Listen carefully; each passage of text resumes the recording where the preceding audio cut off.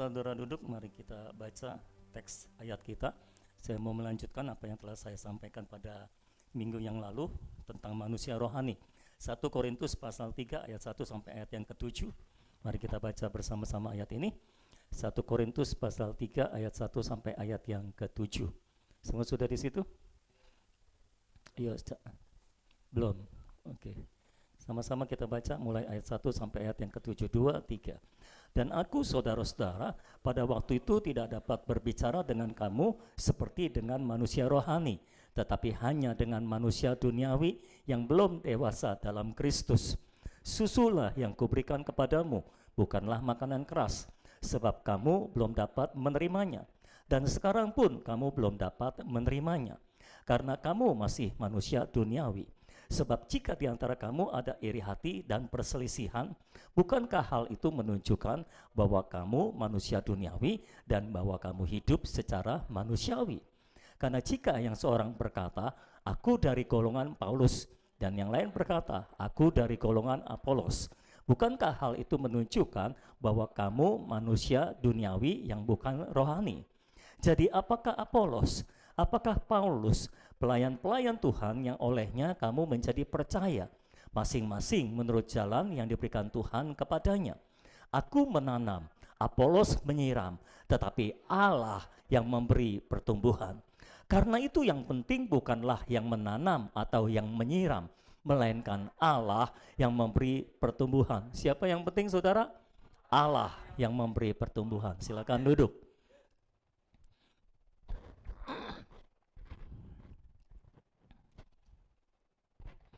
Paulus mengkategorikan ada dua jenis manusia di dalam diri orang Kristen, yaitu manusia rohani dan manusia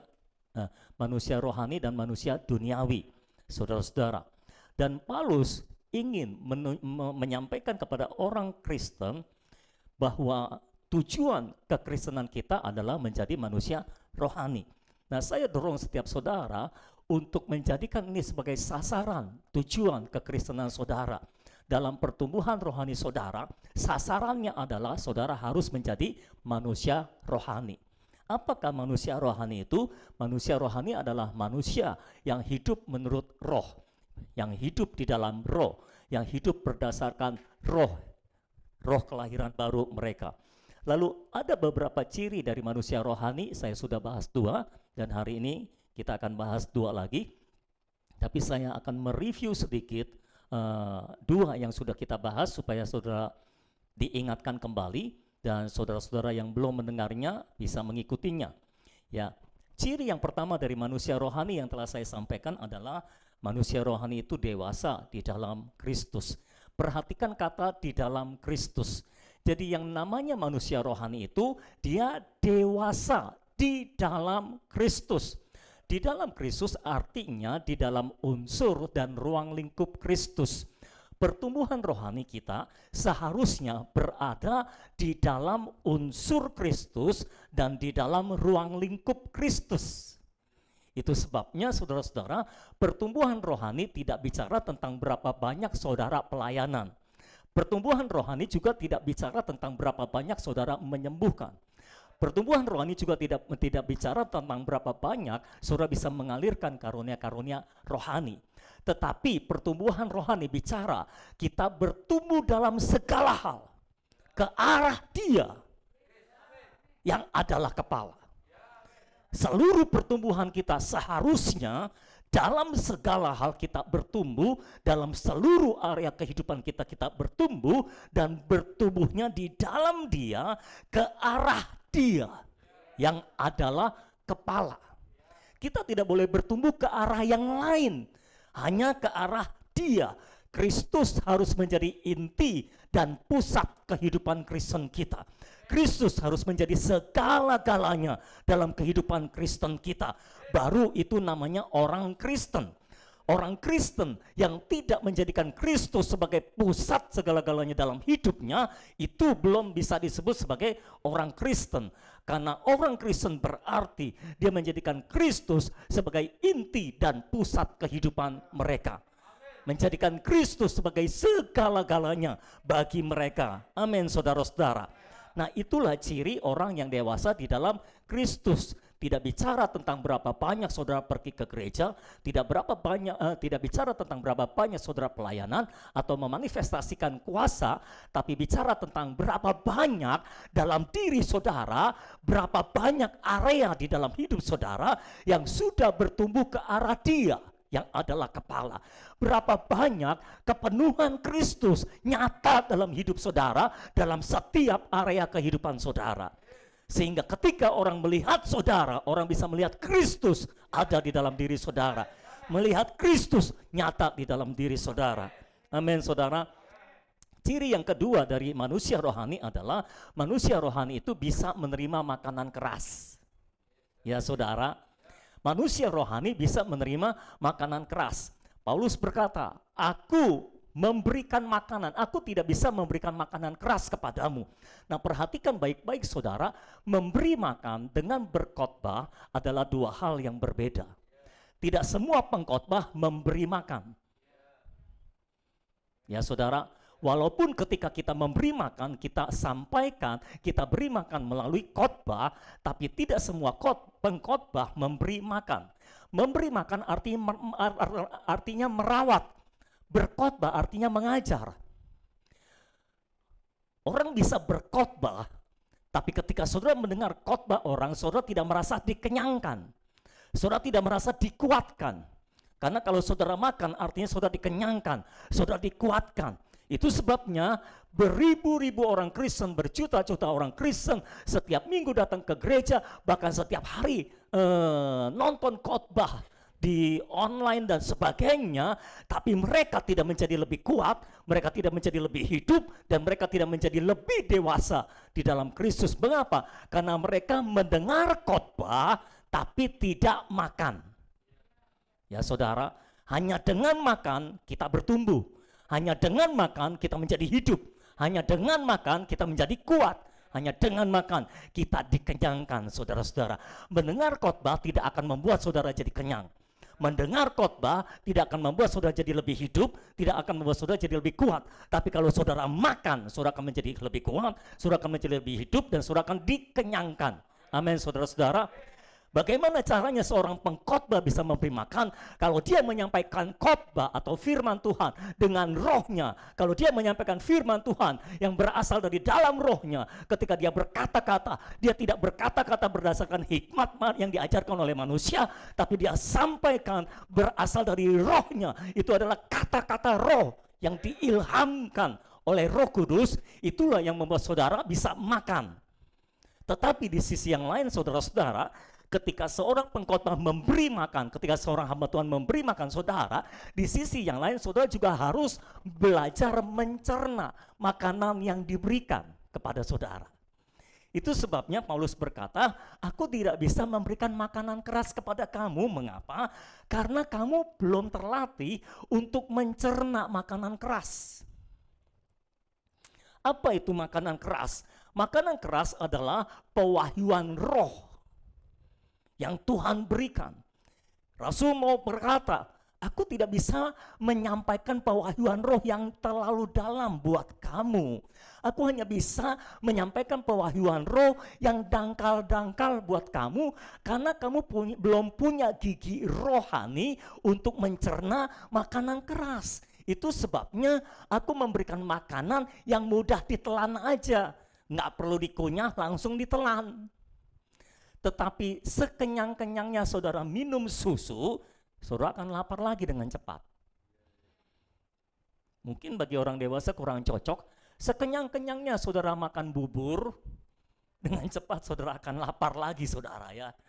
Bahkan ada orang-orang yang makan lontong 3, tetap merasa belum makan nasi saudara-saudara. Rasanya masih lapar aja gitu saudara. Itu sebabnya bayi itu jam makannya sering. Setiap 2 jam sekali harus minum susu. Setiap 4 jam sekali harus minum susu. Berbeda dengan orang dewasa. Sehari cukup makan 3 kali sehari. Kalau yang lebih gembul 4 kali sehari. Ya ada yang 3 kali sehari. Tapi setiap kali makan nambah jadi 6 kali saudara-saudara. Tetapi ada juga yang makan cuma sehari sekali. Ada juga yang makan cuma sehari 2 kali saudara-saudara.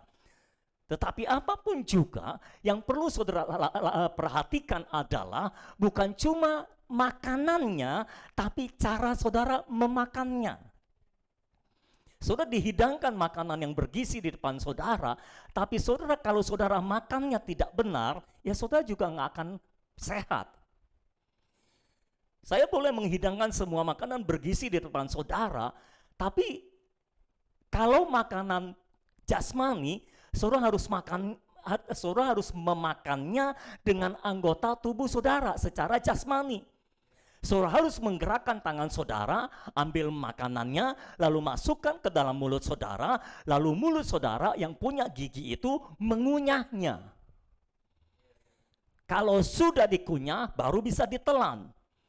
Kalau sudah dikunyah dan ditelan, baru usus-usus di dalam kita bisa mencerna makanan itu, saudara-saudara. Nah, saudara nggak bisa bilang, saudara makan sayur asam, pakai nasi, pakai apa? Pakai apa lagi? Perkedel. Pakai tempe, pakai perkedel, saudara-saudara. Lalu setelah saudara makan kenyang, lalu saudara bilang, rohku dipuaskan karena makan sayur asam. Nggak cocok, saudara. Saudara nggak bisa makanan jasmani, lalu roh saudara yang dikenyangkan. Sama juga, saudara nggak bisa makan makanan rohani, lalu tubuh saudara yang dikenyangkan. Ya, saudara nggak bisa.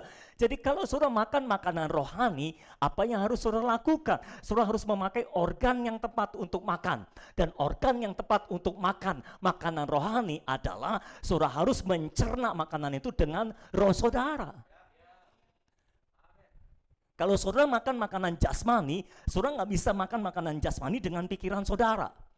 Saudara cuma liatin makannya, lalu saudara membayangkan makanan itu masuk ke dalam tubuh saudara. Haleluya. Lalu saudara doa, dalam nama Yesus, semua masuk ke dalam tubuhku, sambil membayangkan semuanya masuk ke dalam tubuh saudara.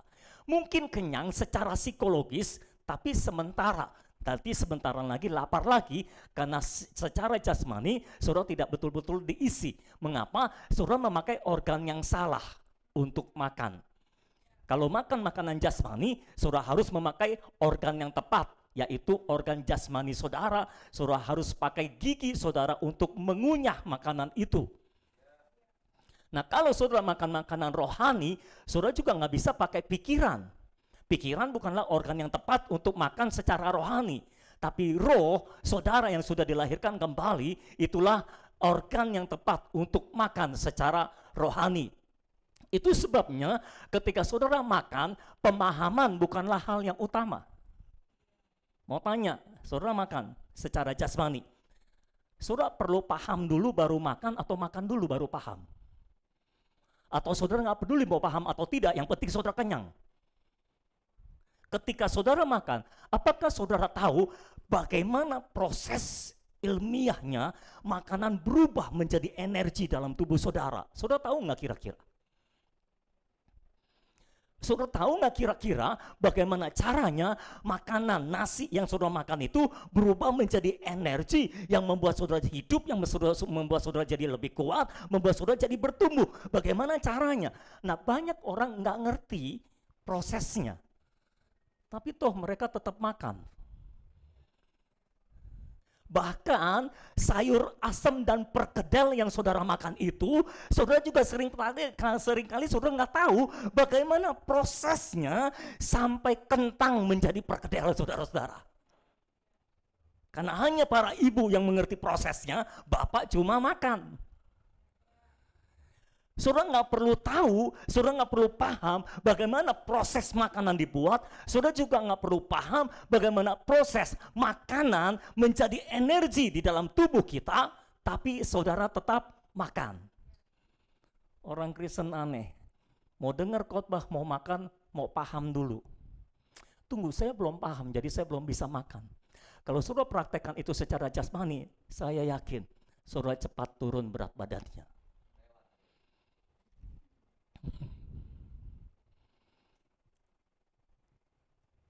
Hal-hal yang kita sering praktekkan dalam jasmani, seringkali kita lupa mempraktekkannya secara rohani. Secara rohani ketika saudara mau makan, sang pemberi makan harus menyampaikan makanan rohani di dalam rohnya. Dengan rohnya, itu organ yang tepat untuk memberi makan. Di sisi yang lain, jemaat juga harus makan, menyantap makanan yang dihidangkan dengan organ yang tepat juga, yaitu roh saudara. Saudara harus berusaha ketika mendengar apa yang saya sampaikan, pasang antena rohmu luas-luas. Pasang antena rohmu supaya signalnya menangkap frekuensi yang disampaikan di dalam roh, sehingga ketika frekuensi yang dilepaskan dari mimbar ini dan saudara tangkap dengan frekuensi rohmu dan itu ketemu, maka tiba-tiba engkau merasa kuat, tiba-tiba engkau merasa hidup, tiba-tiba engkau merasa nikmat, tiba-tiba engkau merasa puas, kenyang. Dan ketika engkau pulang dari tempat ini, engkau merasa, aku dikenyangkan, aku dipuaskan. Kalau ditanya sudah ngerti belum? Belum terlalu ngerti sih, tapi urusan paham. Kalau soal makan, urusan paham, urusan belakangan. Yang penting kita kenyang dulu, saudara-saudara. Amin, saudara. Jadi kalau sudah belum paham apa yang saya sampaikan, gak apa-apa. Saya juga kadang gak paham kok apa yang saya sampaikan. Jadi nggak usah terlalu pusing. Aku paham atau nggak paham. Yang penting saudara makan aja. Amin, saudara. Karena hanya dengan makanlah saudara bertumbuh. Hanya dengan makanlah saudara hidup. Hanya dengan makanlah saudara menjadi kuat, saudara menjadi puas dan kenyang. Amin, saudara. Mengapa ada banyak orang Kristen ketika seorang hamba Tuhan menyampaikan firman yang berasal dari dalam roh, tapi mereka tidak merasa dipuaskan? Karena mereka salah dalam memakannya. Mereka memakai organ yang salah, organ yang tidak tepat untuk makan secara rohani. Mereka berusaha mencernanya dengan pikiran. Saya dorong setiap saudara, ayo cerna firman Tuhan dengan roh saudara. Itu adalah alat yang tepat untuk makan secara rohani. Nah, ketika saudara menjadi manusia rohani, manusia yang hidup menurut roh, manusia yang terlatih menggunakan rohnya, maka apapun yang saudara lakukan, saudara akan melakukannya dengan roh saudara. Saudara membaca firman, saudara akan membaca firman dengan roh saudara. Saudara menyerukan nama Tuhan, saudara akan menyerukan nama Tuhan dengan roh saudara. Saudara berdoa, saudara akan berdoa dengan roh saudara. Saya tidak berkata dengan bahasa roh, karena ada banyak orang memakai bahasa roh juga, tapi dari jiwa mereka. Kalaupun saudara berbahasa roh, pastikan saudara berbahasa roh dari roh saudara. Apapun yang saudara lakukan menurut roh saudara. Ketika saudara bercakap-cakap dengan seseorang, saudara menilai keberadaan orang itu, saudara juga harus belajar untuk menilai seseorang dari rohnya. Berdasarkan roh saudara-saudara. Sehingga saudara tidak menjudge book by its cover. Jadi saudara tidak menilai buku dari sampulnya, saudara. Saudara lihat, wah ini orang nggak benar nih. Belum tentu, saudara. Muka kriminal tapi hati pendeta ada, saudara. Tapi ada juga yang muka pendeta hatinya kriminal. Itu sebabnya saudara harus melatih roh saudara untuk terus-menerus digunakan. Amin, saudara. Saudara datang ibadah, saudara menyembah Tuhan, saudara harus menyembah Allah dalam roh dan kebenaran. Saudara tidak bisa menyembah Allah yang adalah roh itu dengan pikiran saudara, dengan jiwa saudara. Saudara harus menyembah Allah yang adalah roh itu dengan roh saudara. Jadi manusia roh adalah manusia yang terus-menerus menggunakan rohnya, melatih diri untuk menggunakan rohnya, sehingga apapun yang mereka lakukan berdasarkan rohnya, berdasarkan tuntunan rohnya. Mengapa mereka melakukan sesuatu? Karena roh mendorong mereka untuk melakukan itu. Mengapa mereka tidak melakukan sesuatu? Karena roh menghalangi dia untuk tidak melakukan itu. Roh menghalangi dia untuk melakukan itu, jadi dia tidak melakukannya. Ketika saudara mendengar khotbah, saudara juga harus melatih roh saudara untuk menangkap khotbah itu dengan roh saudara, bukan dengan pikiran saudara. Paham soal makan, paham itu urusan belakangan. Yang penting saudara makan. Pastikan engkau kenyang, pastikan engkau lebih kuat setelah makan. Amin, saudara-saudara. Itu ciri yang pertama dari manusia rohani dan ciri yang kedua juga dari manusia rohani. Dan sekarang kita lanjutkan kepada ciri yang ketiga dari manusia rohani. Manusia rohani selalu hidup berdasarkan hayat ilahi.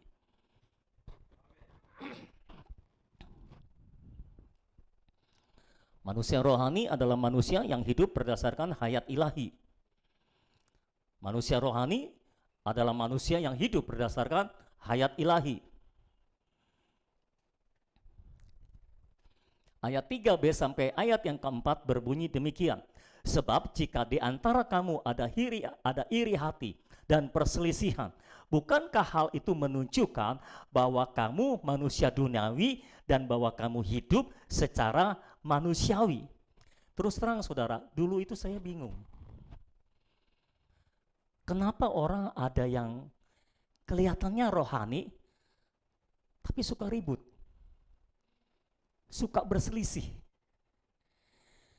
Kenapa dua orang yang kelihatannya rohani ketika disatukan nggak bisa? Itu dulu saya bingung saudara, kenapa ya? Dua-duanya rajin berdoa. Kalau berdoa kencang lagi saudara. Dua-duanya ngerti firman. Tapi mau menyatukan mereka kok susah banget. Kenapa? Di sini kita mendapatkan jawabannya. Karena kamu masih manusia duniawi, bahwa kamu masih hidup secara manusiawi. Jadi ternyata yang kelihatan rohani itu belum menjadi manusia rohani karena mereka masih hidup secara manusiawi, saudara-saudara. Hidup secara manusiawi artinya hidup menurut hayat alamiah. Hidup menurut kehidupan alamiahnya. Ada dua kehidupan dalam diri kita setelah kita lahir baru. Yang pertama adalah kehidupan manusiawi, yang kedua adalah kehidupan ilahi. Kehidupan manusiawi adalah hidup berdasarkan hayat alamiah kita, karakter alamiah kita, yang dari sananya memang sudah begitu ketika dilahirkan. Tetapi orang-orang Kristen yang rohani adalah orang-orang yang hidup berdasarkan hayat ilahi. Bukan hidup berdasarkan kehidupannya pribadi, bukan hidup berdasarkan karakter pribadinya, tapi dia hidup berdasarkan kehidupan Allah yang ada di dalam dirinya. Itulah manusia rohani saudara-saudara. Ayat 4, karena jika yang seorang berkata, aku dari golongan Paulus, dan yang lain berkata, aku dari golongan Apolos, bukankah hal itu menunjukkan bahwa kamu manusia duniawi yang bukan rohani? Suka kelompok-kelompokan, geng-gengan, ini salah satu ciri manusia yang bersandar pada hayat alamiahnya. Aku gengnya Paulus, aku gengnya Apolos. Kenapa? Karena gengnya Paulus berkumpul orang-orang dalam tanda kutip yang senasib, sepenanggungan, sekarakter mungkin. Di gengnya Apolos sama-sama kumpul orang yang senasib, sepenanggungan, sekarakter mungkin. Nah, kalau kita berkumpul berdasarkan hayat alamiah kita, maka kita hanya bisa berkumpul dengan orang-orang yang cocok dengan kita. Tapi manusia rohani tidak begitu. Manusia rohani bisa disatukan dengan siapa saja, termasuk orang yang tidak cocok secara alamiah dengannya. Terima kasih untuk satu amin. Saudara mungkin belum menangkap apa yang saya sampaikan, tetapi begitulah kenyataannya. Sekarang saya mendapatkan jawabannya. Mengapa dulu saya begitu sulit mensinergikan satu jemaat dengan jemaat yang lainnya? Karena mereka masih hidup secara manusiawi. Tapi ketika saudara sudah hidup secara rohani, saya percaya kesatuan bukan masalah.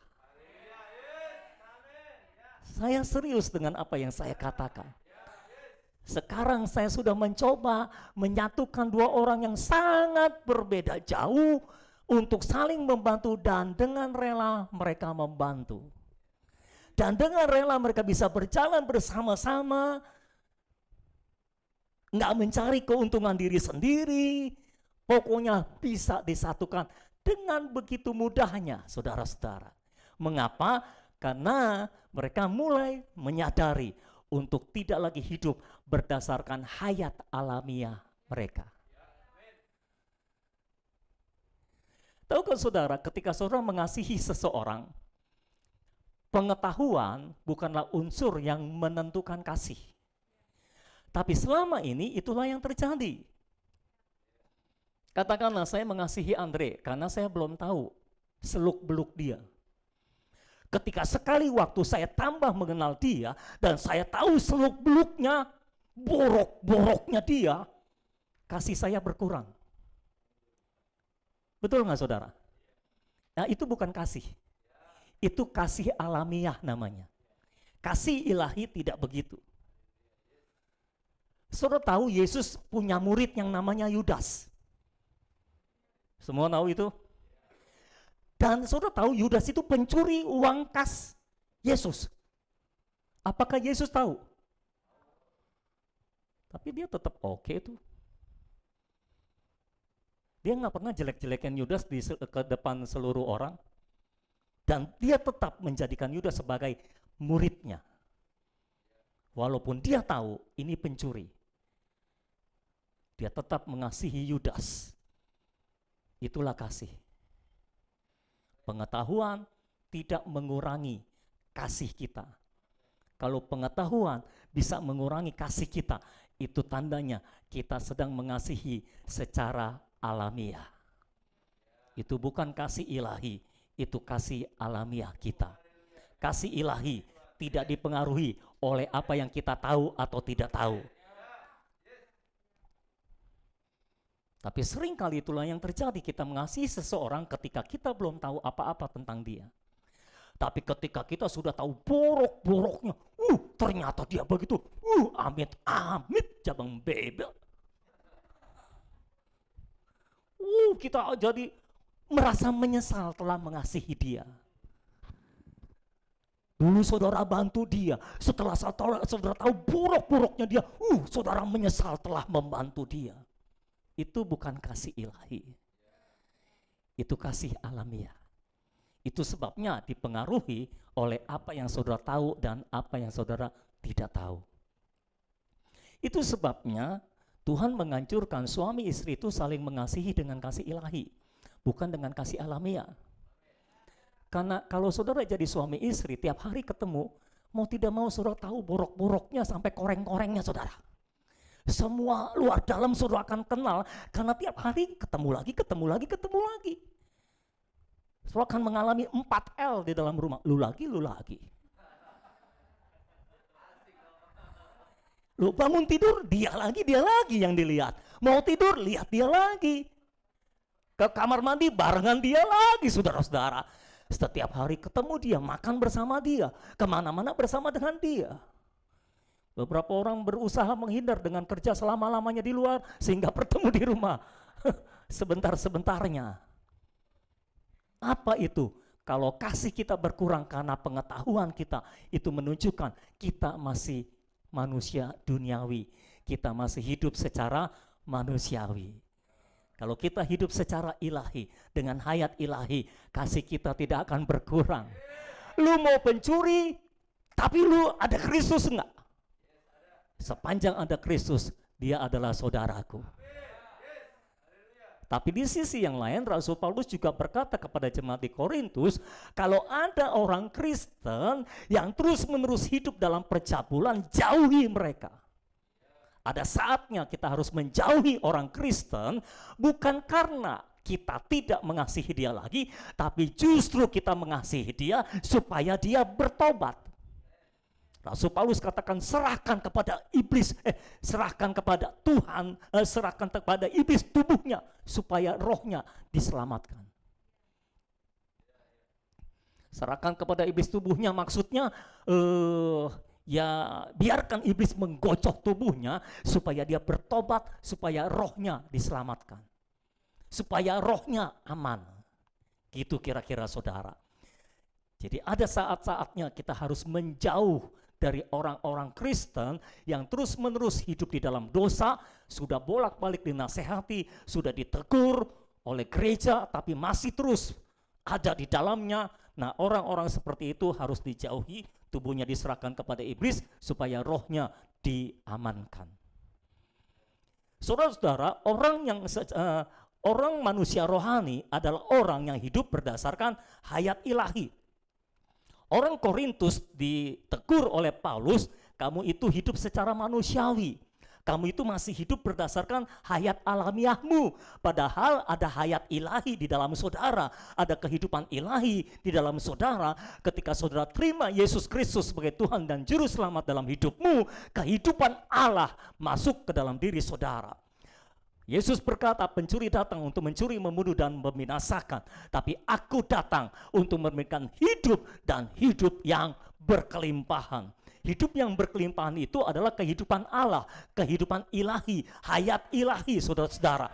Jadi ketika saudara lahir baru, engkau telah menerima sebuah hayat yang baru, sebuah kehidupan yang baru, sebuah hayat yang baru, namanya hayat ilahi, kehidupan Allah. Kenapa saudara menerima kehidupan Allah dalam diri saudara? Tuhan bermaksud supaya engkau tidak lagi hidup berdasarkan kehidupan manusiawimu, berdasarkan kehidupan alamiah. Tuhan mau supaya saudara hidup berdasarkan kehidupan ilahi yang Tuhan sudah taruh dalam diri saudara. Tapi sayang, 1000 kali sayang, ada banyak orang Kristen tidak memahami ini, sehingga mereka mengabaikan hayat ilahi yang ada di dalam diri mereka, dan mereka tidak bertumbuh dalam hayat ilahi. Mereka masih terus hidup di dalam hayat alamiah mereka. Yang melankolik dari selamanya sampai selamanya tetap melankolik. Yang sanguinis dari selamanya sampai selamanya tetap sanguinis. Yang kolerik tetap kolerik dari selamanya sampai selamanya. Tidak pernah mengalami perubahan hidup. Mengapa? Karena mereka terus bersandar pada kehidupan alamiah mereka.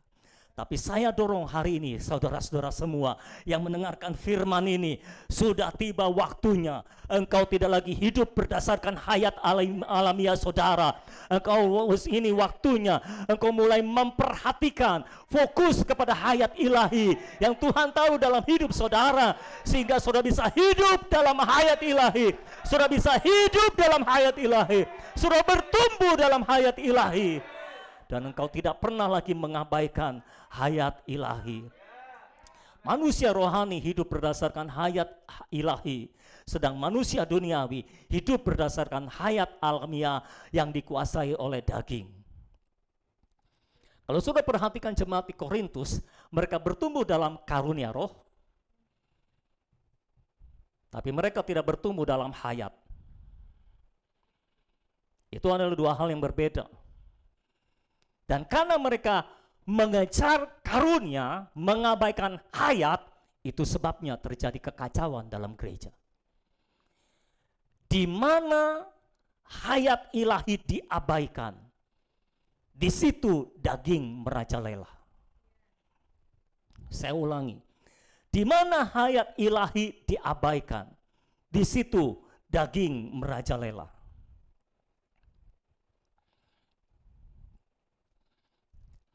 Mereka semua orang Korintus itu rajin ibadah, rajin berdoa, rajin berbahasa roh, rajin bergerak dalam karunia, tapi mengabaikan hayat ilahi. Itu sebabnya mereka berbahasa roh, tapi Rasul Paulus bilang kedagingan. Mereka bernubuat, mereka menyembuhkan orang, karunia-karunia roh bermanifestasi di sana. Tapi Rasul Paulus bilang, kamu manusia duniawi. Kenapa? Karena mereka tidak bertumbuh dalam hayat ilahi. Sebagai orang Kristen, hal yang terpenting bagi saudara adalah saudara bertumbuh dalam hayat ilahi.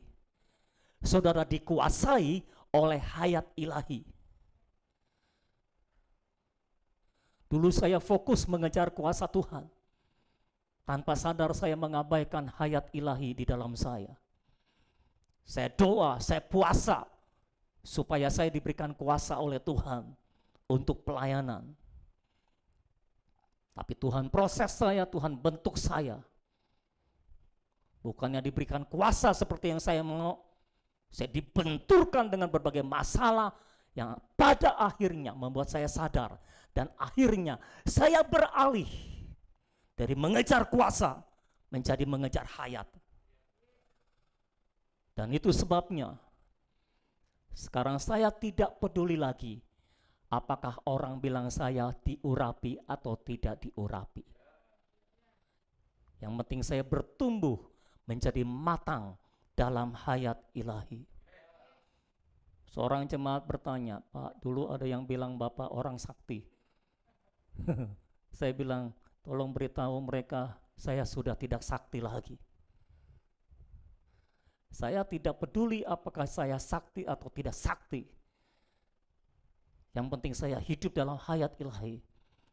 Tapi ini yang saya percayai. Kalau kita bertumbuh dalam hayat ilahi, kuasa bukanlah hal yang sulit. Kuasa bukanlah masalah.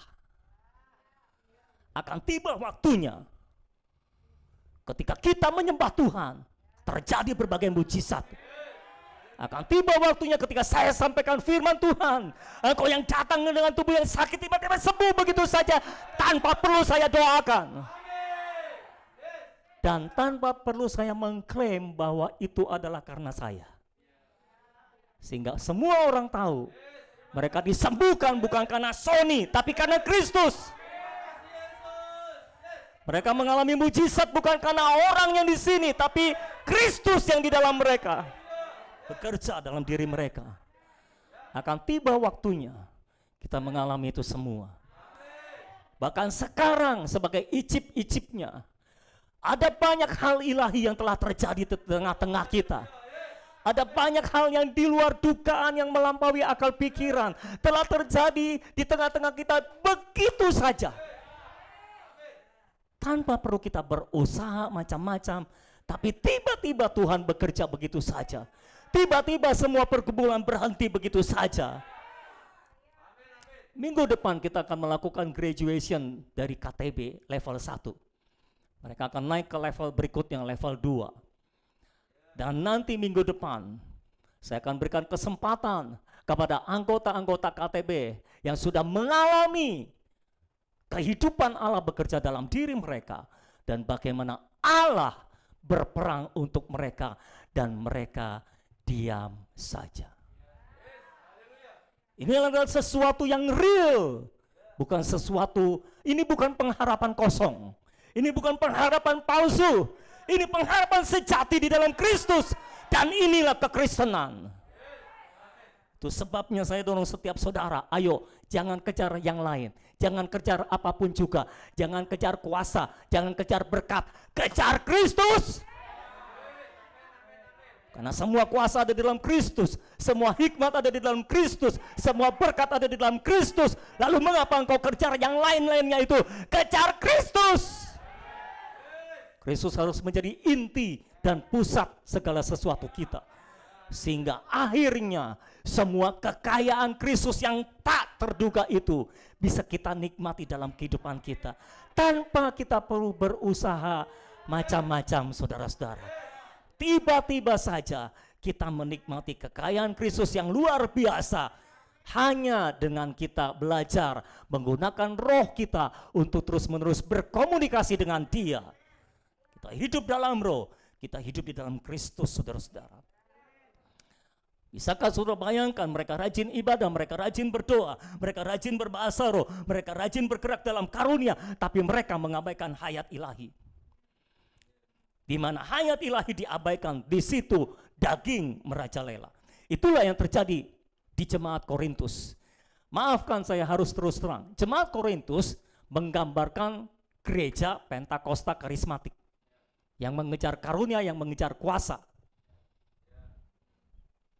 Tapi masalahnya mengabaikan hayat. Seharusnya jemaat di Korintus menjadi peringatan bagi kita, gereja-gereja Pentakosta karismatik. Jangan sampai kita menjadi jatuh seperti mereka. Kita sibuk mengejar ini itu. Tapi kita mengabaikan hayat ilahi di dalam kita. Sehingga akhirnya ketika Rasul Paulus menilai mereka, Rasul Paulus mengatakan, kamu itu manusia duniawi. Hah?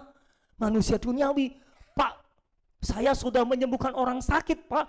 Iya, kamu manusia duniawi. Pak, saya sudah bernubuat, Pak. Kamu manusia duniawi. Pak, saya berbahasa roh, Pak, 100 km per jam, Pak. Kamu manusia duniawi. Mengapa mereka bisa menjadi manusia duniawi, sedangkan mereka bisa bergerak dalam karunia roh? Karena karunia bukanlah hayat. Karunia berbeda dengan hayat. Karunia bisa muncul dari hayat, tapi hayat tidak bisa muncul dari karunia. Itu sebabnya fokus perhatian kita haruslah hayat ilahi di dalam kita, saudara-saudara. Jadi saya ulangi, di mana hayat ilahi diabaikan, di situ daging merajalela. Kita bangun gereja, kita dirikan gereja, tapi abaikan hayat ilahi dalam gereja. Gereja tanpa hayat ilahi hanya akan menjadi sebuah lembaga sosial tanpa kehidupan roh. Gereja tanpa hayat ilahi hanya akan menjadi lembaga sosial. Kita suka bersekutu, kumpul bersama dengan saudara seiman. Kita bersekutu, tapi abaikan hayat ilahi dalam persekutuan kita. Persekutuan tanpa hayat ilahi hanya akan menghasilkan perkumpulan sosial yang cuma buang waktu dan buang uang. Ibadah tanpa hayat ilahi adalah ibadah yang mati.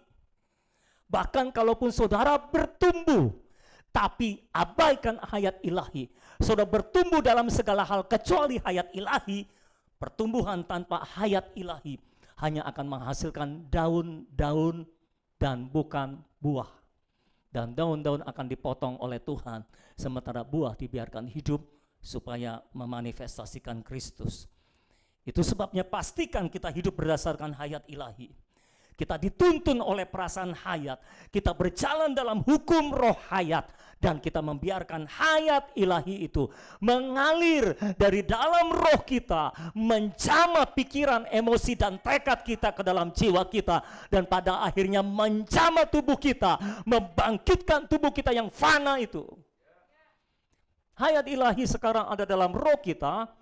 Tapi ketika kita meletakkan pikiran kita di dalam roh, berdasarkan berpikir menurut roh, maka pikiran kita akan dialirkan hayat ilahi tersebut, saudara-saudara.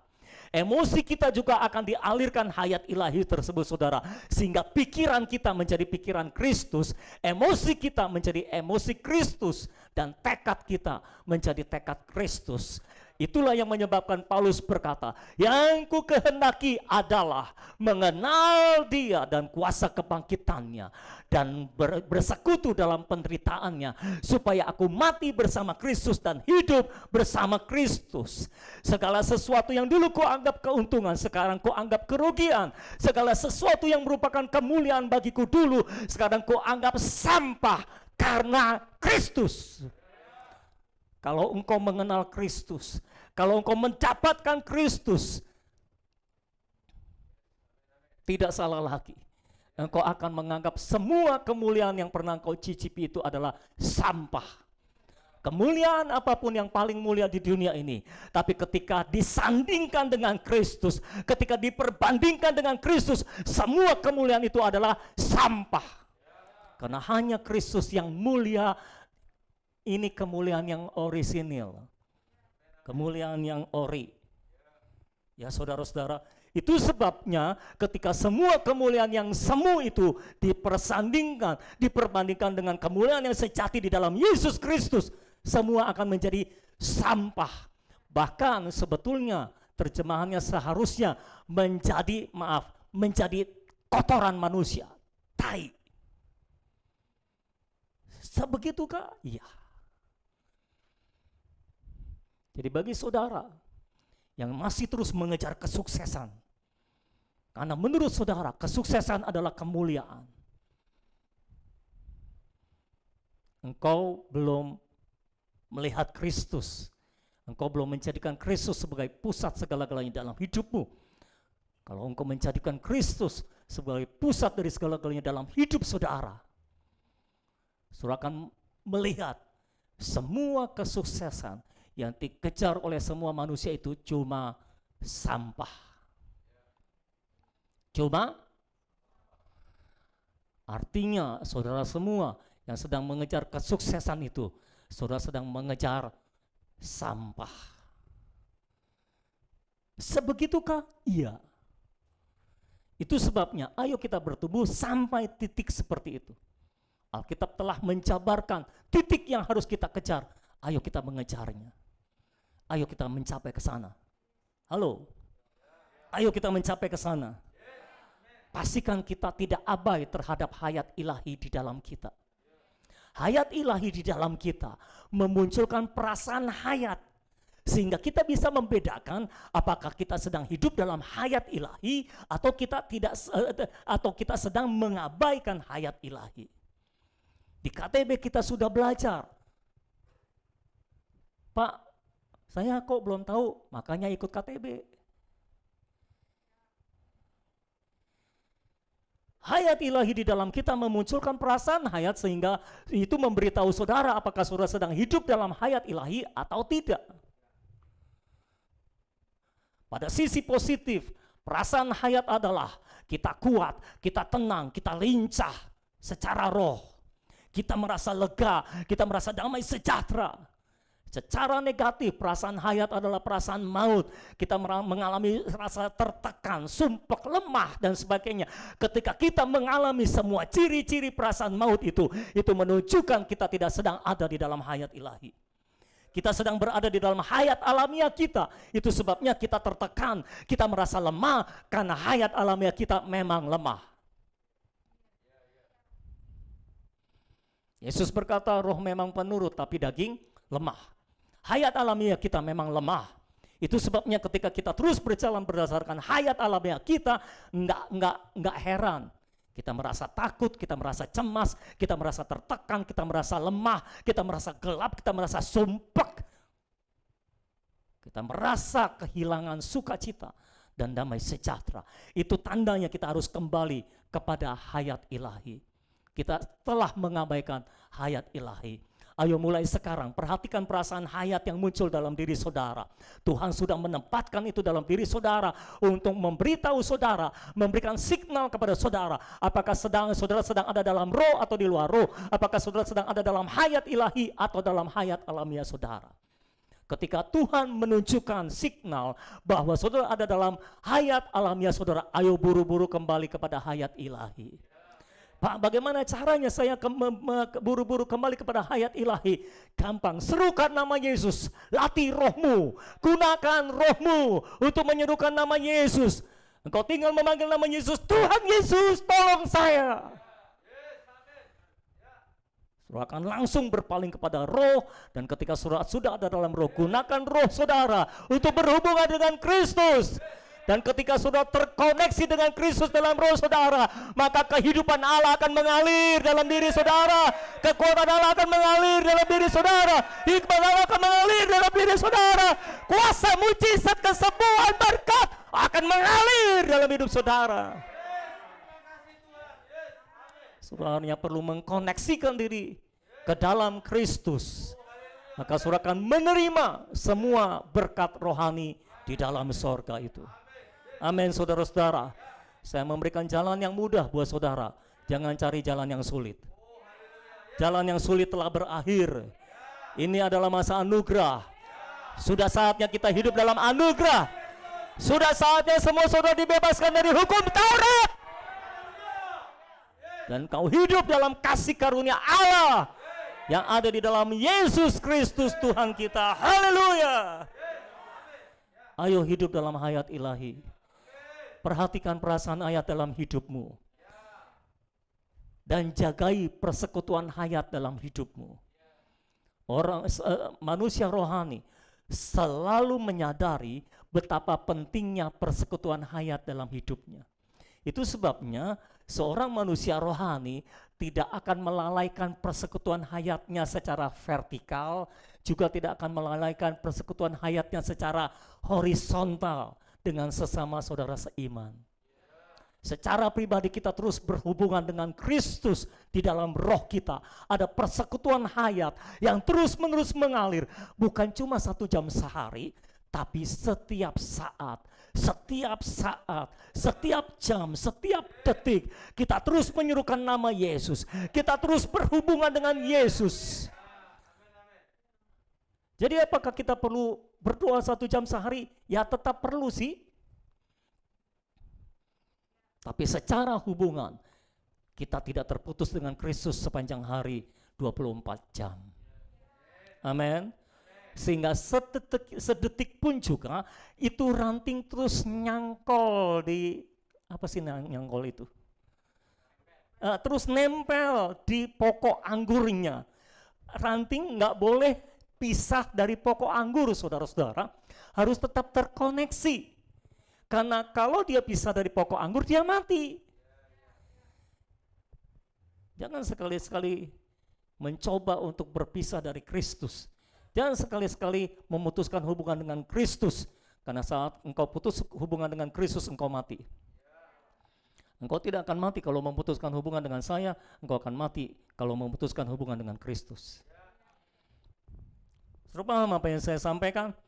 Ayo fokus dalam pertumbuhan hayat ilahi. Semua bahan-bahan KTB level 1 itu semua mendorong saudara untuk bertumbuh dalam hayat ilahi. Makanya sepanjang level 1 kita bicara tentang hayat ilahi terus. Bagaimana berjalan dalam hayat ilahi, bertumbuh dalam hayat ilahi. Berjalan dalam roh, hidup dalam roh. Tapi nanti KTB level 2 sasarannya kita naik ke level berikutnya. Sasaran berikutnya adalah mencapai sasaran ekonomi Allah. Dan sebetulnya ujung-ujungnya sama sih, hidup dalam roh juga. Itu sebabnya saudara-saudara, ayo belajar dari kegagalan orang di Korintus. Mereka mengabaikan hayat ilahi.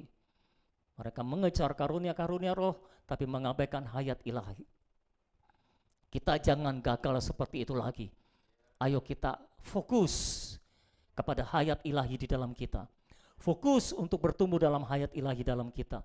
Pastikan hayat ilahi bukan hanya menguasai roh saudara, tapi hayat ilahi juga mengalir sampai ke dalam pikiran, emosi, dan tekad saudara. Sehingga pikiran saudara diubahkan menjadi pikiran Kristus, emosi saudara menjadi emosi Kristus, dan keinginan saudara juga menjadi keinginan Kristus. Hanya Yesus Kristus yang engkau inginkan dalam hidup saudara. Dan izinkan hayat ilahi itu juga bukan hanya menguasai jiwa saudara, roh dan jiwa saudara, tapi mengalir sampai ke tubuh saudara.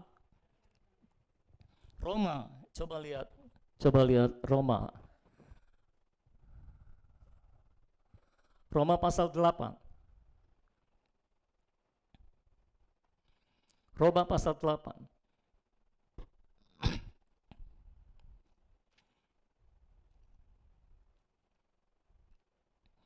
Roma pasal 8 ayat 10 dan ayat yang ke-11.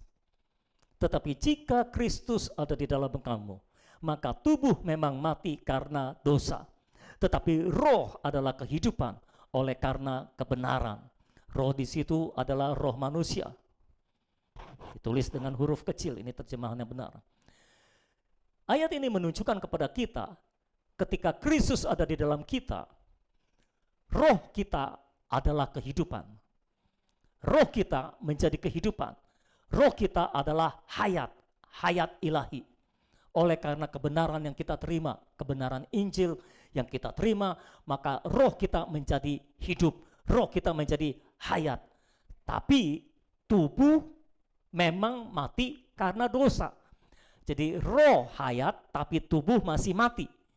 Jadi ketika kita terima Kristus, roh kita hidup tapi tubuhnya masih mati karena dosa. Yang menerima kebenaran adalah roh kita dihidupkan. Roh kita menerima hidup ilahi, tapi tubuh masih mati karena dosa. Ayat 11. Dan jika roh Dia yang telah membangkitkan Yesus dari antara orang mati diam di dalam kamu, ini Roh Kudus, Roh Kristus, roh yang lengkap itu, ya. Semua kemanusiaan, keinsanian, keilahian Kristus, kematian, kebangkitan, kenaikan, dan penobatan yang di sorga telah masuk di dalam Roh Kudus ini menjadi satu roh yang namanya Roh Kudus atau Roh Kristus. Jika roh Dia yang telah membangkitkan Yesus dari antara orang mati diam di dalam kamu, maka Ia yang telah membangkitkan Kristus Yesus dari antara orang mati akan menghidupkan juga tubuhmu yang fana itu oleh rohnya yang diam di dalam kamu. Jadi ayat 10 mengatakan ketika kita lahir baru, kita terima Kristus, roh kita hidup tapi tubuh kita mati.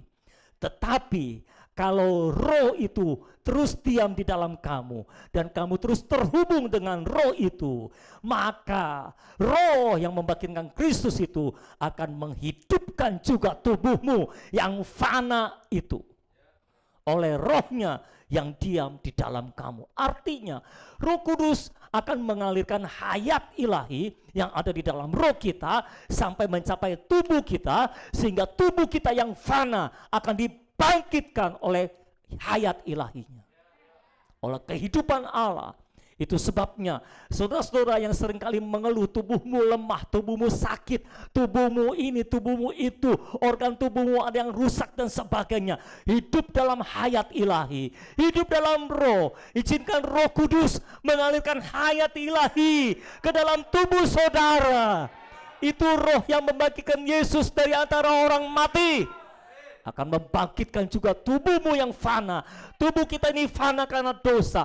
Tubuh ini lemah sementara karena dosa, sifatnya tidak kekal. Tetapi kehidupan Allah akan dialirkan oleh roh itu ke dalam tubuh kita, sehingga tubuh kita menjadi hidup dan kuat. Amin, saudara-saudara. Sehingga pada akhirnya bukan roh kita saja yang hidup, tapi tubuh kita hidup juga. Dan pada waktunya nanti, tubuh kita akan dibangkitkan, diubahkan menjadi tubuh kemuliaan. Dan saat itulah tubuh kita menjadi sempurna, tanpa cacat celah, tanpa sakit penyakit. Percayalah, tidak akan ada tubuh yang lemah lagi pada akhirnya. Kalau sekarang kau masih merasakan tubuhmu lemah, tapi selama ada di dunia ini, belum ada di dalam kekekalan, roh bisa mengalirkan kehidupan Allah kepada tubuh saudara, menjamah tubuh saudara yang mati menjadi hidup, yang fana menjadi hidup kembali, yang lemah, yang rusak menjadi hidup kembali. Amin, saudara-saudara. Jadi hiduplah dalam hayat ilahi dan izinkan Roh Kudus bekerja dalam hidup saudara.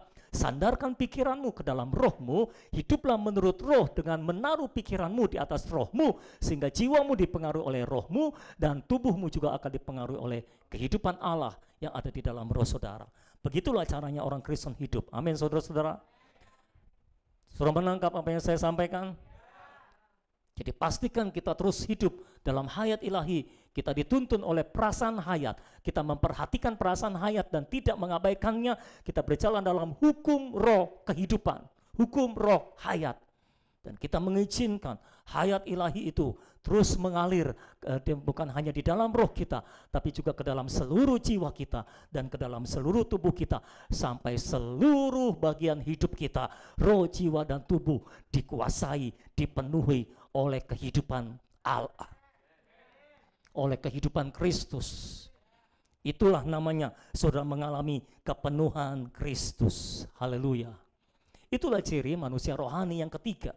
Ciri yang keempat dari manusia rohani adalah manusia rohani selalu menjadikan Kristus sebagai pusat dan kepala tubuh.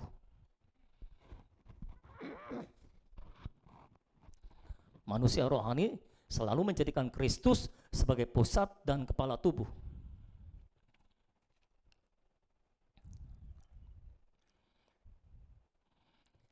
Manusia rohani selalu menjadikan Kristus sebagai pusat dan kepala tubuh. Ayat 5 sampai ayat yang ke-7 dari 1 Korintus pasal 3. Semua masih mengikuti saya? Puji Tuhan. Jadi apakah Apolos? Apakah Paulus? Pelayan-pelayan Tuhan yang olehnya kamu menjadi percaya, masing-masing menurut jalan yang diberikan Tuhan kepadanya. Aku menanam, Apolos menyiram, tetapi Allah yang memberi pertumbuhan. Karena itu yang penting bukanlah yang menanam atau yang menyiram, melainkan Allah yang memberi pertumbuhan. Rasul Paulus menegaskan, walaupun dia salah satu orang yang dipuja oleh orang Korintus, tapi Paulus enggak GR, saudara-saudara. Paulus enggak menikmati pemujaan, kemuliaan yang diberikan oleh jemaat di Korintus. Oh, beberapa jemaat ngepro sama Paulus. Mereka berkata, kita ini gengnya Paulus. Kita ini DNA-nya Paulus. Ya, kita ini anaknya Paulus. Yang itu anaknya Apolos.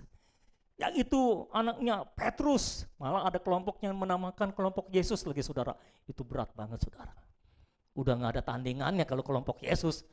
Udah gak ada yang bisa ngalahin lah kalau kelompok Yesus.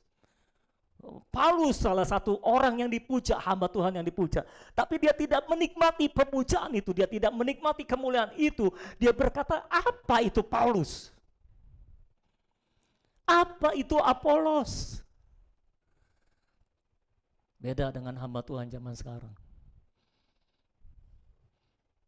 Kalau semua hamba Tuhan berlaku seperti Paulus, ketika pemujaan datang kepada mereka, mereka berkata, apa itu Paulus?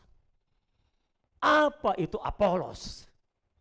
Bukan siapa lagi, apa?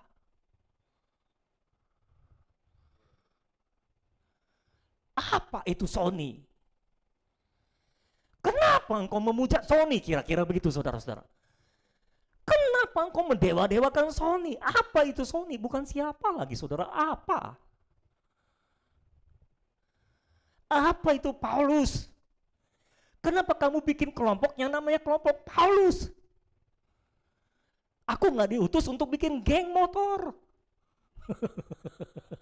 Gengnya Paulus. Apolos juga tidak diutus untuk bikin geng. Kita tidak diutus untuk membuat jemaat terpecah-pecah. Kamu salah menangkap. Harusnya Kristus yang menjadi pusat dan kepala tubuh, bukan Paulus, bukan Apolos. Harusnya yang kau puja cuma Kristus, bukan hamba Kristus. Harusnya yang kau sanjung cuma Kristus, bukan hamba Kristus. Kalau jemaat sanjung-sanjungan kepada hamba Kristus, nah inilah akan timbul perpecahan. Karena saudara kan selalu suka yang ini, nggak suka yang itu gitu loh, saudara. Ya kan? Ada beberapa pendeta di gereja ini. Ada yang suka pendeta A, ada yang suka pendeta B. Ada yang suka pendeta C. Aku grupnya Paulus. Aku grupnya Apolos. Kalau giliran Paulus yang khotbah, Paulus yang maju, wow, semangat. Dengar khotbahnya juga sambil mangap, saudara-saudara. Tapi kalau yang lain yang khotbah, apa itu? Nah ini nggak benar, saudara. Ini perpecahan. Ini yang bisa menimbulkan perpecahan dalam gereja. Perpecahan dalam gereja seringkali disebabkan oleh karena bukan Kristus yang menjadi pusat. Kalau Kristus yang menjadi pusat, tidak akan ada perpecahan dalam gereja. Kalau yang ada di kepalaku adalah Kristus, dan yang ada di kepalamu adalah Kristus, kita akan menjadi satu. Betul nggak, saudara? Kalau yang ada di kepala saya adalah Kristus, yang ada di kepala Foni adalah Kristus, yang ada di kepala Andre adalah Kristus, yang ada di kepala Bagus Merle adalah Kristus, yang ada di kepala Romi, Aci, Eko adalah Kristus. Kita semua akan menjadi satu. Permasalahan kenapa kita terpecah-pecah adalah karena yang ada di kepala saya Kristus, yang ada di kepala Foni lain, yang ada di kepala Andre lain, yang ada di kepala Romi lain, yang ada di kepala Aci lain, yang ada di kepala Nurtina lain, yang ada di kepala Yulis lain, yang ada di kepala kita lain-lain. Dan itu sebabnya kita terpecah-pecah. Yang menjadi kepala kita bukan Kristus. Yang menjadi pusat kita bukan Kristus. Itulah sebabnya kita terpecah-pecah. Tapi kalau semua kita menjadi manusia rohani, Manusia rohani itu selalu menjadikan Kristus sebagai pusat dan kepala segala sesuatunya. Makanya saya bilang, menyatukan manusia rohani bukanlah masalah. Karena manusia rohani nggak perlu diusahakan bersatu, akan menyatu dengan sendirinya karena kepalanya sama. Kalau kepalanya sama, tubuhnya ngikut kepala sama. Kalau kepalanya beda, inilah masalah. Itu sebabnya saudara-saudara, ayo kita menjadikan Kristus sebagai pusat dari gereja ini. Sebagai kepala dari gereja ini. Bukan hamba Tuhan. Saya memang hamba Tuhan yang ditugaskan untuk memimpin saudara, tapi pastikan saya memimpin saudara kepada Kristus, bukan kepada diri saya sendiri. Ketika kita semua bersatu menjadi tubuh Kristus, maka kita akan menjadi satu. Kesatuan bukan lagi merupakan masalah. Kenapa kesatuan merupakan masalah? Karena jemaatnya belum jadi manusia rohani. Semua masih hidup secara alamiah. Dan itu sebabnya sulit bersatu. Kepalanya masih beda-beda. Kita boleh menyanyi, yang ku sembah hanya Yesus, yang ku puja hanya Yesus. Tapi kenyataannya seringkali yang kita puja bukan hanya Yesus, tapi Yesus plus plus. Paham saudara? Seringkali yang kita puja itu bukan Yesus, tapi hamba Yesus. Kalau kita bergantung kepada jawab. Kita harus bergantung kepada bukan hamba. Jadi saudara nggak boleh bergantung kepada saya. Saudara harus bergantung kepada Yesus. Kalau saudara semua bergelantungan di hidup saya, itu memberatkan. Saya nggak sanggup menanggung hidupmu. Saya nggak sanggup memegang saudara yang bergelantungan di sekitar saya. Tapi Kristus sanggup. Dia memang tempat bergantung yang utuh, yang kokoh, yang kuat. Mau bergantung berapa orang pun dia tidak akan goyah saudara-saudara. Dia adalah perisai kita, dia adalah benteng kita yang kokoh kuat, tak tergoyahkan. Dia cocok jadi tempat kita bergantung. Makanya kadang-kadang kehidupan hamba Tuhan jadi berat karena jemaat bergantung sama dia, saudara-saudara. Puji Tuhan jemaat di sini enggak.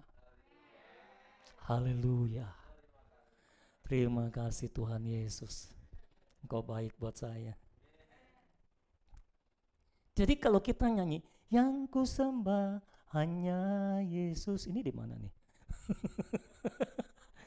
Yang ku puja. Tapi refnya ketinggian ya kalau segini.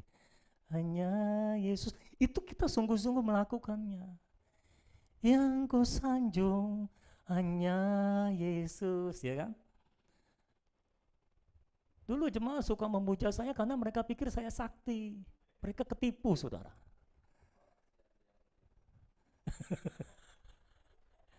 Itu salah satunya yang ketipu.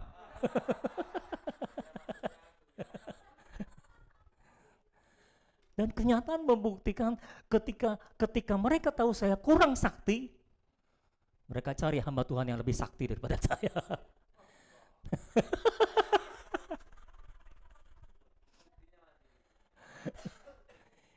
Jadi ini menjadi apa ya? Itu yang saya bilang, abaikan hayat ilahi dalam gereja, gereja akan menjadi kedagingan. Penuh dengan kedagingan. Di mana hayat ilahi diabaikan, di situ banyak kedagingan yang muncul. Cuma kita merasanya bukan kedagingan. Tapi kalau saudara menilai dengan roh, saudara akan tahu yang mana kedagingan, yang mana roh. Ya. Jadi kalau kita menilai dengan roh, semuanya akan menjadi jelas, saudara-saudara. Itu sebabnya, ayo kita menjadikan Kristus sebagai pusat dan kepala tubuh. Itu sebabnya sekarang ini saya nggak mau terlalu banyak bersaksi, saudara. Bahaya. Nanti orang sangka saya sakti lagi gitu, saudara. Udahlah, apa yang terjadi di jemaat, udah saya telan sendiri, saya tahu sendiri. Biarin saudara semua nggak tahu. Tapi apa boleh buat? Minggu depan kita ada graduation KTB, keluar juga kesaksiannya saudara. Tapi saya yakin ketika saudara bersaksi kali ini tidak akan terlihat siapa yang sakti kecuali Tuhan. Haleluya. Amin, saudara-saudara. Oh, biarlah kita benar-benar menjadikan Kristus sebagai pusat dan kepala dari segala sesuatu kita. Amin, saudara-saudara.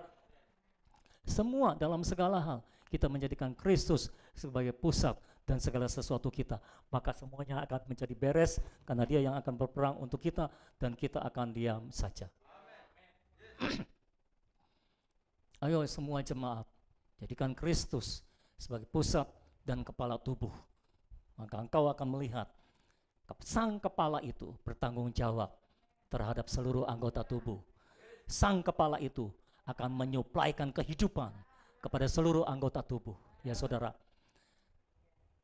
saya cuma menanam, saya cuma menyiram, tapi Allah yang memberi pertumbuhan.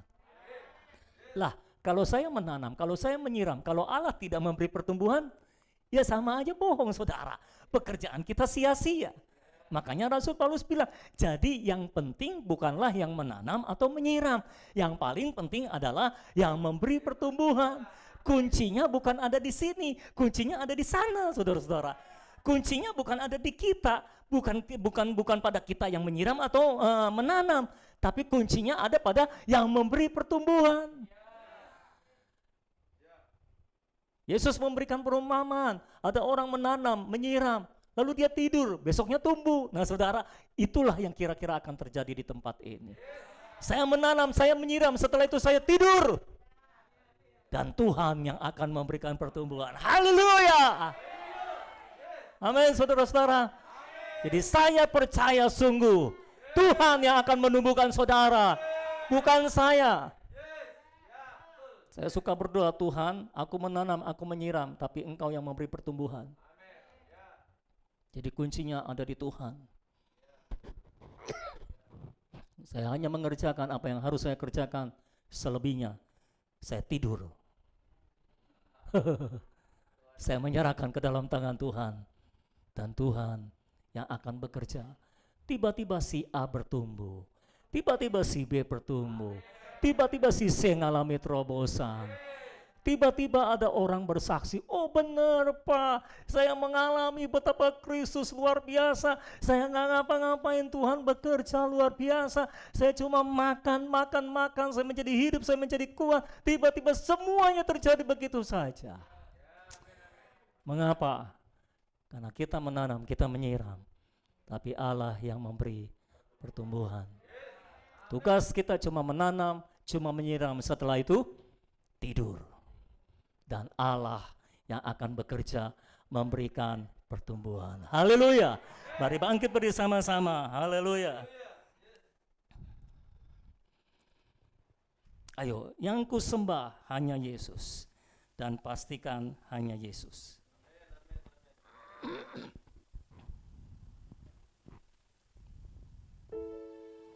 Yang ku sembah hanya Yesus, yang ku puja hanya Yesus, yang ku sanjung hanya Yesus, sebab Kau Allahku yang beri damai, yang beri damai, hanya Yesus yang beri berkat. Siapa saudara? Hanya Yesus. Amin, amin. Yang beri rohnya, hanya Yesus, sebab Kau Allahku. Semua panggil namanya. Yesus, Kau Allahku. Yesus, amin, amin. Engkau Tuhan.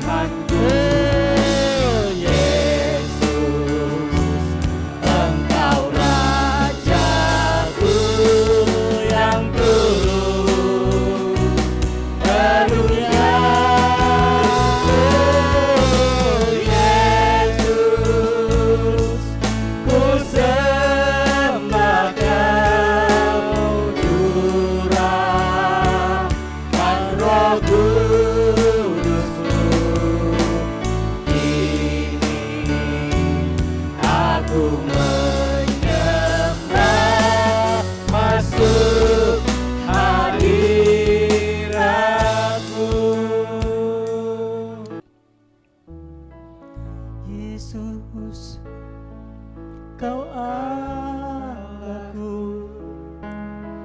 Yesus, Engkau Tuhanku. Yesus, Engkau Rajaku yang turun. Amin. Yesus ke dunia. Yesus,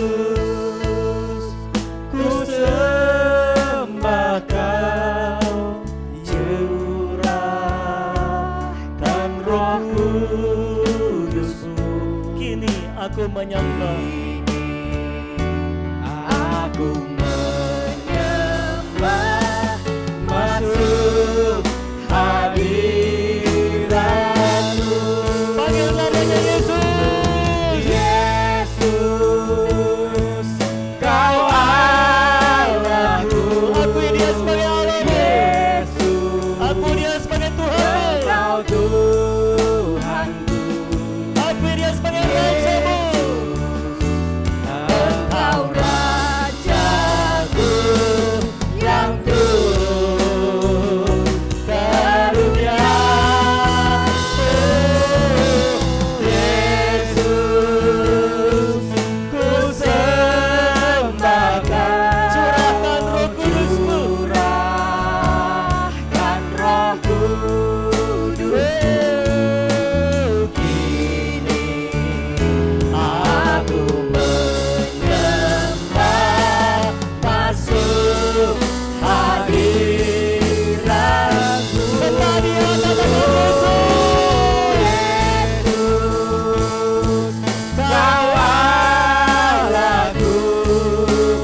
Yesus, Engkau Tuhanku. Amin, amin. Yesus, Engkau Raja-Mu yang turun ke dunia.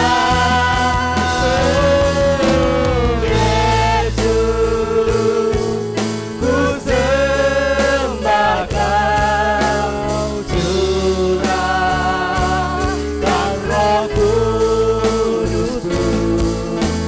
Kini aku menyembah, masuk hadirat. Akan hadir kepada Dia namanya Yesus. Yesus, Kau Allahku. Yesus, Engkau Tuhanku. Yesus, Engkau Rajaku yang turun ke dunia. Oh Yesus, ku sembah Kau, curahkan Roh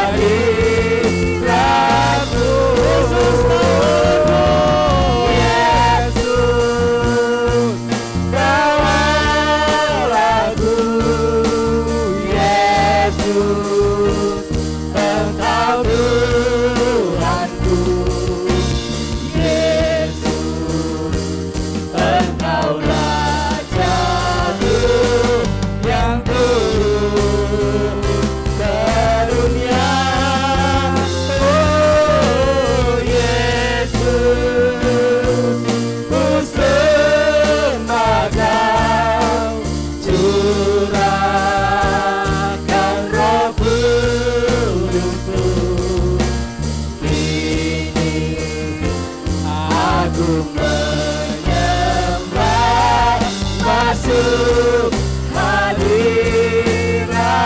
Kini aku menyembah, kini aku menyembah, masuk hadirat-Mu. Kini aku menyembah, aku menyembah,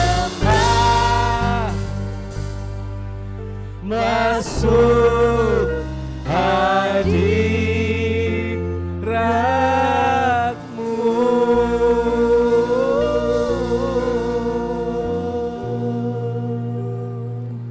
Haleluya Yesus, haleluya Yesus, haleluya Yesus, oh Yesus, haleluya Yesus, haleluya Yesus, haleluya Tuhan, oh Tuhan Yesus, haleluya, haleluya Yesus, haleluya, haleluya Yesus, haleluya Yesus. Terpujilah namamu untuk selama-lamanya, haleluya. Engkau Allah kami, Engkau Tuhan kami, Engkau Raja kami. Engkau pusat dan segala sesuatu kami Tuhan. Engkau inti kehidupan kami. Engkau pusat kami Tuhan, Engkau segala sesuatu kami Tuhan. Engkau segalanya bagi kami Tuhan. Amin. Engkau segalanya bagi kami Tuhan. Oh, haleluya. Engkau segalanya bagi kami. Terima kasih Tuhan. Haleluya. Apa kami Pujilah mengucap Tuhan. syukur buat keberadaan Kristus Yesus di dalam kami. Ya. Terima kasih buat unsur Kristus di dalam kami. Yes. Karena unsur Kristus itulah yang membedakan kami dari orang lainnya Ya. Tuhan. Dan tolong kami untuk tetap ada di dalam Kristus. Yes. Tetap ada di dalam unsur Kristus Ya. itu Tuhan. Tolong kami untuk tetap bergerak di dalam ruang lingkup Kristus. Ya. Dan bukan di dalam ruang lingkup diri kamu sendiri ya Tuhan. Oh Tuhan, berikan kami anugerah-Mu. Berikan kami anugerah-Mu. Ya. Untuk memahami pewahyuan firman-Mu. Yes. Untuk menangkap semua makanan keras ini Tuhan. Ya. Agar kami lebih mengenal Engkau Tuhan. Ya. Terima kasih Tuhan. Hanya karena kasih karunia-Mu kami hidup. Yes. Hanya karena kasih karunia-Mu kami bisa menangkap pewahyuan firman-Mu Tuhan. Ya. Hanya karena kasih karunia-Mu kami ada di dalam Kristus. Dan kami akan tetap hidup di dalam Kristus, tinggal di dalam Kristus, dan Kristus di dalam kami. Ya. Maka dengan sendirinya kami percaya kami akan berbuah banyak ya Tuhan. Ya. Terima kasih Tuhan. Tolong kami untuk menyadari bahwa buah bukanlah sesuatu yang harus kami usahakan, tapi buah adalah hasil yang terjadi secara otomatis. Yes. Karena kami tinggal di dalam Kristus. Ya. Berikan kami anugerah-Mu untuk terus memahami dan untuk terus berada di dalam Kristus. Ya. Meteraikan firman-Mu, meteraikan anugerah-Mu bagi kami. Dan kami berdoa buat saudara-saudara yang datang dengan tubuh yang sakit, saudara-saudara yang ada di rumah dengan dalam tubuh yang sakit. Kami berdoa di dalam nama Tuhan Yesus Kristus. Kami perintahkan semua sakit penyakit di dalam tubuh pergi sekarang di dalam nama Yesus. Ya. Kesembuhan terjadi sekarang di dalam nama Yesus. Yes. Tubuh yang lemah dikuatkan. Ya. Tubuh yang sakit disehatkan. Ya. Oh haleluya. Sehingga kami terus hidup di dalam kesehatan ilahi-Mu. Ya. Terima kasih Tuhan. Kami serahkan hidup kami, seluruh roh, jiwa, dan tubuh kami ke dalam tangan Tuhan. Biarlah kami menjadi sempurna di dalam roh, jiwa, dan tubuh kami. Ya. Seperti Engkau sempurna ya Tuhan. Terima kasih Tuhan. Kami serahkan hidup kami selanjutnya dalam tangan Tuhan sepanjang minggu ini sampai kami ketemu kembali minggu depan. Engkau yang bekerja dalam hidup kami. Dan kami akan melihat pekerjaan Tuhan yang dahsyat dalam hidup kami. Yes. Allah yang akan berperang untuk kami. Dan kami akan diam saja. Ya. Terima kasih Tuhan. Terpujilah nama Tuhan untuk selama-lamanya. Di dalam nama Tuhan kami Yesus Kristus kami berdoa dan kami mengucap syukur. Haleluya. Dan semua kita yang telah menerima firman-Nya, mari sama-sama kita katakan amin. Haleluya. Bukan pujian bagi Tuhan Allah kita. Haleluya. Haleluya. Sekali Tuhan memberkati saudara semuanya. Selamat siang semuanya. God bless you all. Selamat siang yang di rumah.